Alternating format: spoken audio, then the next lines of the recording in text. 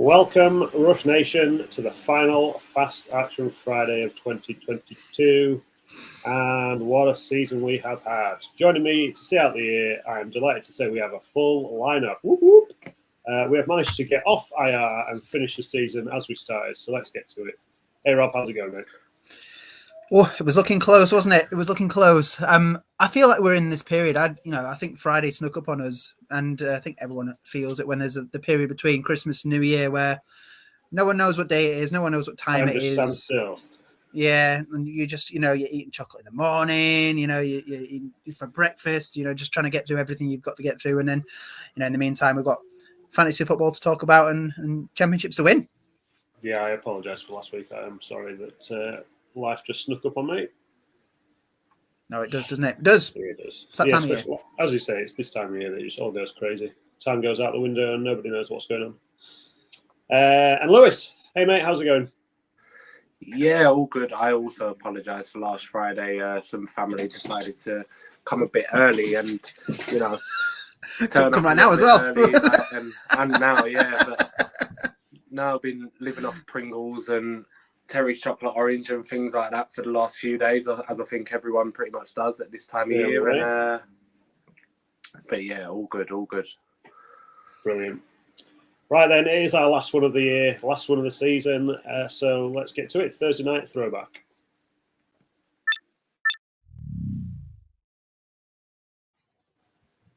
All right, so a quick overview. The Cowboys at the Titans. Two teams resting some key players at a crucial time for our fantasy teams, especially with it being the fantasy Super Bowl weekend. Henry, Pollard, Tannehill, even Malik Willis all missed the game, so it was a bit of a weird one. A sloppy game from both teams, but the Cowboys just had bigger plays and a better team to give them the win. Straight into the quarterback coverage. Starting quarterbacks, Dak had 2 interceptions to his name in this game, although one of them was in his receiver's hands. It bobbled out and just ended up throwing it into the air for a Titan to pick it off. The other one was definitely all on him. That's 14 for the season, which is a tied league high for interceptions. Just note that Dak has also missed 5 games this season as well, so that is not a great stat. He also fumbled the ball, which also went the Titans' way as well. That wasn't great, but he was only sacked once. So some positive stats for him. He did have 2 very nice touchdowns, 282 passing yards from 29 completions. Now for the Titans, not the best start for Dobbs he was looking for. He did have some nice throws. I managed to get to 232 passing yards from 20 completions, and he did get his touchdown, but that was overshadowed for me by some rusty mistakes. 2 fumbles, one of which Delta picked up, 2 sacks, and an easy interception down the right sideline to trying to force the game as well. Yeah, and Derek Carr has the same amount of interceptions as Dak, but he's played 5 more games, like he says, and he's been benched. Obviously, there's some other stuff going on in the background there to do with his contracts and things and stuff they'll have to pick up if he plays in these games and gets injured or whatever. But yeah, it's Dak hasn't had the best of years, has he? No, not when you were thinking that he was going to be coming back and starting fresh with this team that actually looks pretty strong, to be fair. And I mean, they've got the wins behind them, but something still just doesn't feel right with him. So I don't know. We'll have to wait and see.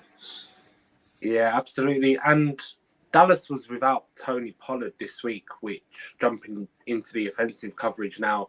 So Zeke and Malik Davis, they struggled to get anything going on the ground for the Cowboys. Zeke did nab a touchdown. It was a sort of vintage Zeke performance last night. Not many yards, but he did score. Saved his night for fantasy football. And it was much the same for the Titans without Derrick Henry, of course. But Robert Woods and Treylon Burks both had a nice amount of targets, got into double-figure fantasy points with Dobbs under centre. He had his issues, obviously, but sort of one of those things where he was thrown in the deep end.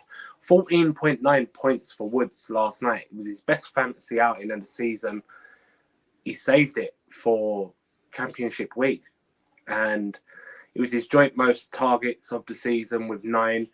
But CD Lamb led the way out of all the wide receivers with 100 yards off 11 catches on 14 targets, of course, from Dak. 21 points in PPR leagues. Dalton Schultz night, though, wasn't it? And another 2-touchdown game. He had one a few weeks back. 24.6 points in PPR leagues. So that's a real potential difference maker in your fantasy championship games. If you've had him stashed on your bench as well because of the Thursday night game, thinking, do you know what, it might be worthwhile starting him. Some people might be regretting their choice here. The Dallas offense just did not look the same without Pollard be able to make those sweeping runs or just having that agility to dash through, defenders' tackles. I think the Cowboys were quite fortunate to get that Zeke touchdown as well. There were some quite sloppy plays from the Titans defense, which we'll come on to in a second, but certainly for the second Schultz touchdown, there was a big play given up. Both teams did a decent job. I think the Titans defense kept their offense within reach of the Cowboys. I think that was important. It definitely didn't get away from them. And they got 2 interceptions, a sack and a forced fumble, which Pitsy's already covered, all on Dak. But then, those pass interference penalties, including a 51-yard one that led to the first of Schultz's touchdowns. That was a huge give up. And that's the one that moved the Cowboys further in front. So that and the 27 points conceded, that was 7 fantasy points for the Titans D in the scaled scoring. And I actually do think that the Dallas defense didn't do as well. Maybe they were resting some players on that side of the ball as well, which is why we saw the Titans stay in it a little bit more. I want to say that Dallas D have actually been the reason that the offense actually won quite a few games, very much akin to the Steelers have been doing. The Steelers D have kept the offense in the games as well to keep things tight and keep things low scoring. And they managed some big plays in this game as well. So an interception, 2 sacks, 2 forced fumbles, 1 recovery. Said they feel a little aggrieved to concede that many points led by Josh Dobbs. And perhaps they'd planned for Malik Willis, which is why things didn't go as well as they could have done. But 12 points in scale scoring for the Cowboys D. They absolutely planned for Malik 100%. That sort of dual threat quarterback, and then they got given Josh Dobbs, and it took them by surprise. But that's football, right? That is it. Yeah. And expect the unexpected. Absolutely. For the final time this fantasy season, it is the injury report.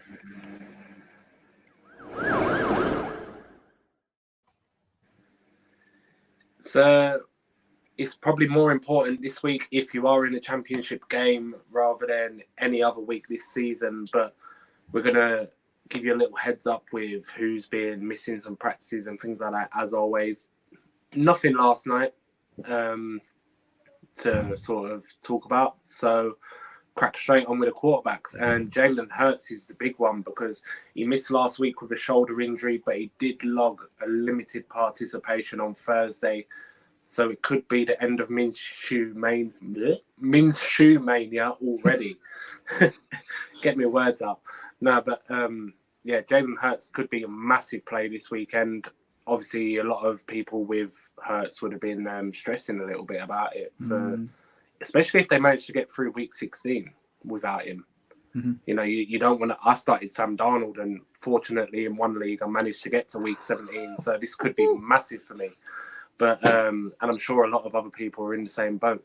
Trevor Lawrence, he missed Wednesday's practice with a toe injury. He was upgraded to limited on Thursday, but he should start against the Texans. Tua, he suffered a concussion on Christmas Day. It was his second time in the concussion protocol within a very short space of time, and I reckon he'll miss this game against the Patriots. Lamar Jackson hasn't practiced again this week, so it looks to be Tyler Huntley once again. Yeah, the people have been speculating whether or not it's about the contract or something behind the scenes, but from the sounds of it, the timeline is actually following something that's slightly more serious than the injury that people have expected for Lamar. And yeah, you've got to ask questions about why Tua's concussion came out after the game rather than being spotted during the game as well. That was something that came up on the timelines. It's going to be Teddy B coming into that game, I believe. Running backs wise, quite a few big names who have missed out of practice this week. Alvin Kamara being one of them. He didn't practice Wednesday or Thursday. Was listed as a quad injury, but also as personal reasons as well. This might be something to do with the court case that's been leading up. The Saints might be out of the picture now. They may think it's better to cut losses now. Kamara, doing what he needs to do early on. I might be wrong. It might be the quad injury. But you've got David Johnson and Eno Benjamin as the backups. It's a tough matchup that they've got here going. It's I believe it's against the Eagles, so a tough match to come into. James Conner, he was missing from practice Wednesday and Thursday, but the illness that he was listed with seems to have disappeared now. He was back at practice today and should be in line to play. Aaron Jones, limited practice on Wednesday with knee and the ankle injury. His snap percentage and his opportunities have been a bit inconsistent in recent weeks, possibly because he hasn't actually been off the injury report for quite a while now. So keep an eye on him and AJ Dillon leading up to the game with the Vikings. And then Antonio Gibson, he has been ruled out of this weekend's game with the Browns. He missed 3 practices with a knee and foot injury combo. Brian Robinson will be the lead back, and it is a good matchup as well. There's some big fantasy names that are all touchy on this. Of all the weekends, it's always this way, though, isn't it? Like we're talking about Henry being out for this last game. Like how big that was for some people who managed to get to the final and not having to put him in the lineup. That's a lot of points that they're missing out on. 0 RB drafters as well, missing Pollard for the same reasons. Like he's been fantastic, hasn't he? And it's all gone back to how it started. Running backs awful. It's just hard work. It's hard work. Hard work. But that's why we kind of do it. It's all that fun and games and trying to work out better ways to fill these rosters. But anyway, wide receivers then. Stephon Diggs, he has been ill this week. He missed his practice yesterday, or from Thursday, shall we say. But it depends on what he's doing today. We still haven't got a practice from him from today, so just kind of keep an eye on that. The Bills and Diggs in itself, the offense the last 3 games have been struggling, so just consider that when you kind of you don't really want to drop off your starting roster, but the last 3 games he has been dropping points, so it's something to think about. AJ Brown, his knee was limited on Wednesday, also got a limited rest day on Thursday, so he looks to be starting. Player who is throwing in the ball, as we've already mentioned, is yet to be determined, although he's that good, it doesn't really matter. Rookie Christian Watson, his hip has given him some jip. He did not practice Wednesday or Thursday. Thank you. Could likely be out this game as well, but we just need to check that Friday practice and the designation for him on Sunday. Mm-hmm. That was brilliant. I love that. I don't love the injury. Don't come on, not the injury. The gag. Before everybody comes to me, no. But tight ends anyway. Dawson Knox limited practice on Thursday due to a hip injury. I'm not going to say the joke again. No contact jersey was worn, so it's Friday. That's going to be the telling point, I think. Noah Fant. He did not practice Wednesday due to a knee injury. So Will Disley could come to fruition. What is wrong with me? I can't say players' names. It's more than just waking up to some Pringles and chocolate, isn't it, mate? I think that's what it is. I need some vegetables in my system. That's it. I think it's Will Disley. I think he's out as well. I think it's Fant. I think it was a good opportunity for Fant, but I think Disley, and if Disley and Fant are out, it could be Colby Parkinson. Maybe he's there we go. I don't even know what I'm talking about. Rob is here to help us all out. But anyway, we'll move on from Seattle. Greg Dulcich, hamstring. He's missed 2 practices this week. He's likely going to be out Sunday, but it's difficult to say who will come in as a replacement because everybody else before haven't been no sort of consistency with Russ and not enough for fantasy value anyway. You probably would have been starting Dulcich, so look elsewhere on the waivers, I reckon. Yeah. Andrew Beck, tight end 1 for the Broncos. You heard it here. As long as That somebody's is a hot passing it to take. him. Is he Yeah. sat on the bench when he's getting the passes thrown to him? Yeah.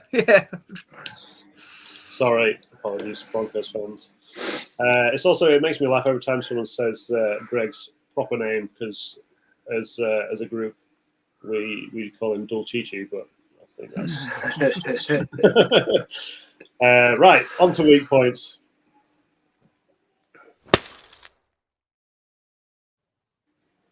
All right, so weakest against quarterbacks. There's a slight drop in fantasy points, but the same teams across the board are hitting their stats here. So Lions are still on top. They are down to 23.6 on average. This week, they are home to Chicago. Justin Fields, as we all know, is very good with his legs, so we'll just see can he produce in the air in the same game. Hopefully, because I have him in one of my leagues. Dolphins, another slight drop to 21.3 on average. This week they're against the Patriots. Mac Jones gets a decent matchup here, but can his OC bring up the players to help him move the chains? The Titans, they had a slight drop to 20.8 versus the Cowboys, but obviously we have just seen that they did not do very well. The Cowboys did all right against them. Yeah, most of Dak's points came in the second half. I think he was on less than 1 point at halftime, which is obviously it was. If you started Dak in the championship game, you was wiping your brow at the end of the game after halftime. But weakest against running back, same teams again, and another slight drop all around. So similar to the quarterbacks, really. But the Texans, top of the list, they was at 28.3. They're down to 27.7. And they face the Jaguars. Travis Etienne, he looks like the man. Hasty has been the backup, but that hasn't meant too much when that passing attack is on form. Obviously, we've seen Evan Engram and Zay Jones and that come to the party in recent weeks. Second is the Seahawks, 26.2, now down to 25.9 points. They face the Jets. Now, this is an interesting one for me because the Seahawks have been worse the second half of the season than at the start, and you've got Zonovan Knight, the rookie, who's sort of come in to fill Breece Hall's shoes, who's also a rookie, but he's done fantastic. And Michael Carter, so he may help out with Mike White coming back now at quarterback, keep the pressure off him a little bit. In third is the Browns, 24.8, only slightly down to 24.6. As Rob mentioned earlier, Washington Commanders is who they're facing. Antonio Gibson's out. So it's Brian time. I think that's the fourth time I've said it this season. Yeah. He's the lead back this week. So obviously he's been in the committee with Gibson. Gibson's out. So let's go for Brian Robinson this week. But keep an eye for Curtis Samuel. If you have him on any benches, he could be flex-worthy maybe, because he had a few nice games with Carson Wentz carrying the ball as well as catching. Nice. Yeah, just adding a little bit of extra dimension to that Commanders attack. I quite like that move as well. Weakest against wide receivers. Now, this is probably one of the only positions where we've actually seen some ranking swaps over, which is going to be quite rare towards the end of the season. So the Titans are still at the top. They have dropped slightly to 33.8 points a game. They are against the Jaguars, which is a great matchup for Titans. They played last night. What am I talking about? No, we covered them. We'll go on to the Vikings. They are playing the Packers, and they have gone up to second now. They are 33.7 fantasy points on average. Christian Watson is questionable for the game, so this could be Romeo Doubs in line for an increased share alongside Alan Lazard and Sammy Watkins. Alan Lazard seemed to lead the pace last week with receiving. That could be the same again here. And we know that the Vikings like to put big scores on both sides of the ball. So this could be another good game for the Packers here. And then the Lions, they have dropped slightly to 33.6. Now they are down in third place. They are at the Bears. And there's not a whole lot to ring home about here because they've lost quite a few big players in the last season. Lost Allen Robinson. Darnell Mooney's on IR. Chase Claypool is back to limited practice, and Equanimous St. Brown is dealing with a concussion. So they're already, quite missing quite a few at the position. So that leaves Velas Jones and Dante Pettis to try and light up that porous Lions defense. Velas Jones got a big play last week. Dante Pettis seems to have targets thrown his way well. So keep an eye on those two. Something notable as well, the Steelers, who remained top of this list for such a long time, they have now dropped out of the top 3, even to 4th, and now they're down in 5th on the list. So stay away from whoever's playing them. Who are they playing, Pittsy? We have got the Ravens this weekend. Stay away from the Ravens then. They ain't got no wide receivers anyway. No, or a quarterback right now. Yeah. Hopefully that's a good thing for the Steelers. We need to keep that winning roll going. Just on wide receivers, Stephon Diggs' status has changed from questionable to healthy now, so that is good news. There we go. Right, weakest against the Titans then. Cardinals are the top. They've gone from 15 on average down to 14.8, so ever so slightly down, which is good news for them. But they are against the Falcons. Keep an eye out for Pruitt or Parker Hesse for a sneaky touchdown. I like the way I swear that one. Sorry, Michael Pruitt. Michael. There we go. It's Michael. Right. Seahawks, they're in second. They've gone from 14.8 down to 14.1. They are against the Jets. So we've got Tyler Conklin or Uzama, who have carved out a little role for themselves. I like the look of Conklin this matchup. Dolphins, they are in third, 13 points, holding steady. They are at the Patriots, as we said. Hunter Henry working through his knee injury. So Jonnu Smith's still out of practice at the moment. And Matt Sokol is still on the practice squad. He has not been elevated either. He's played about 6 snaps all season. So just trying to work out what they're going to do in that position. Anyone else for a skill position there, take advantage of Jacoby Myers. He's been one of my players through the last few seasons as kind of an under-the-radar guy. He's kind of steadily got further and further up the charts, which is good to see. He has most snaps in the slot position, whereas Hunter Henry has been the second highest from that slot position as well. So just one to watch. How my evening's going, I'm so happy I didn't have to pronounce some of those names in the section. You know. I want to say it's Matt Sokol. Matt Sokol, I think it is. Yeah, him. That guy. He won't be fancy relevant this week, don't worry. Anyway, right then, let's finish off. Flex of the week.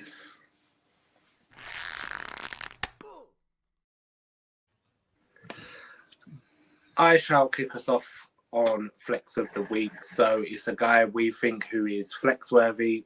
Stick him in your flex spot. He's going to get you maybe double figure points because of a nice matchup or how he's been playing or whatever. But these are your flex of the weeks for the championship week. So I've got Drake London versus the Arizona Cardinals. So since just before the changing of the guard at quarterback with the rookie Desmond Ridder obviously came in week 15. Since week 13, because they had the week 14 by Drake London's targets have rocketed. He's gone from like 3s, 4s, 2s a week to 12, 11 and 9 targets the last 3 games. It's well over a third of the pass attempts in Atlanta. They've been going his way these last 3 weeks. He's had a 70-yard game and 2 95-plus yard games in those 3.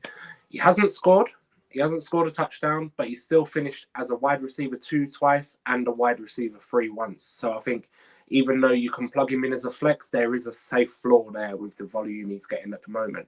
Arizona are 11th versus wide receivers, which is all right. It's not too bad. But they rank 22nd in the red zone against the position. So there is the potential for him to see a few red zone looks, potentially get a touchdown.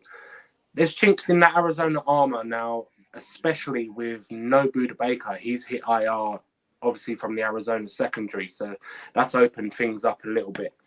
And, yeah, Drake London this week.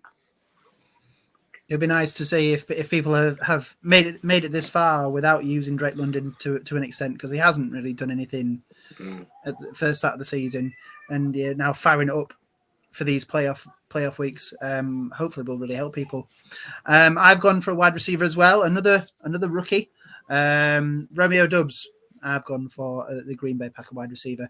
Kind of a story of two halves with this one. I'm not going to go on as long as I did with Chase Claypool a couple of weeks ago because that was turned out awfully. But it's a big game for Aaron Rodgers, this one. It's a big divisional rival. The Vikings are comfortably leading the division and could almost be seen as contenders for the throne for Green Bay, who've been comfortably winning that division for quite some time. There's still a chance for Green Bay to make the playoffs, and there's a chance for them to put a dampener on the Vikings' solid regular season. Watson hasn't practiced all week, which leaves targets for the rest of that core, including Dobbs. And he's seen a solid floor in many games this season as well. So I'd expect the ball to keep going in his direction. His yards per completion rate is really good as well, so that helps with the points from yardage. And the Vikings have already, as we talked about, conceded the second highest fantasy points per season to the position. And as we know, we've seen some epic battles between the Vikings and their opponents, racking up those scores. We've seen big comebacks as well. So I think this is going to be a big scoring game and a chance for offensive positions to rack up those big numbers. Nice. Yeah, I like Dobbs.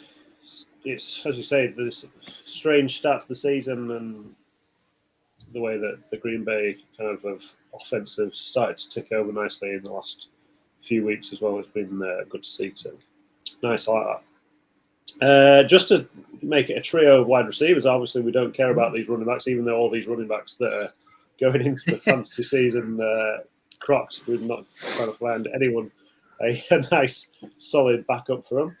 Anyway, for me, it's Isaiah Hodgins. He is the New York Giants wide receiver.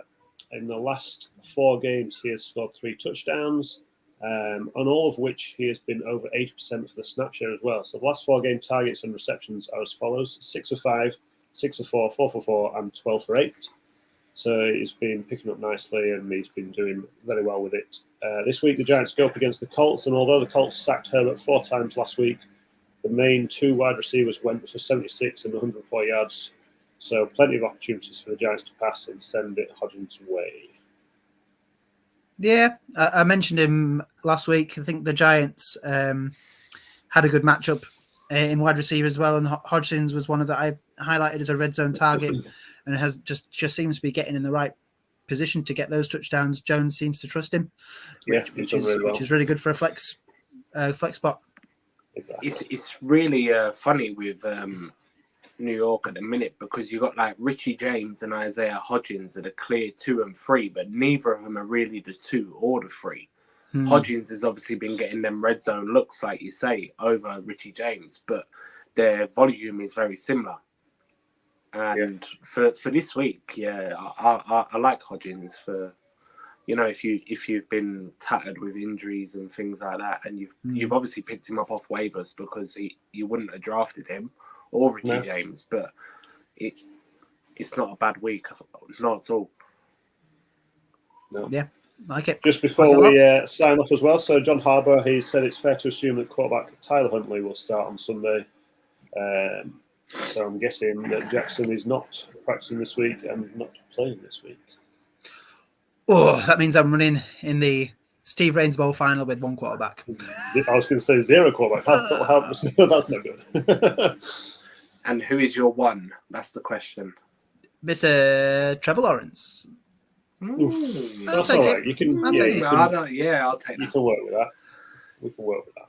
He's definitely bumped himself up from sort of a backup in a 1 QB league, sort of like your second QB you draft. If you leave it late, you might grab, say, him and a Kirk Cousins, and you can alternate and play the matchup. But I think he'll be within them top 12 next season. He's had a solid part of the year, hasn't he? Whereas he was so inconsistent at the start. But yeah, I think it's more of Doug Peterson's got things going now. He's worked out what's what, and yeah, Jags are doing it, man. I really like Trevor Lawrence as well.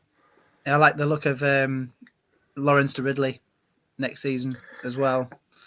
Yeah, that's a massive ad, isn't it, as well? Yeah, it is. Big time. Big time. Right, boys, that is it. 2022 is in the books. Good luck to all those of you who are in the championship finals or going for third place playoffs that have still got a bit of money attached to it. Anything like that, just even if it's for a bit of fun, enjoy this last fancy weekend. Happy New Year as well, coming into that. Yeah. And until 2023, keep rushing.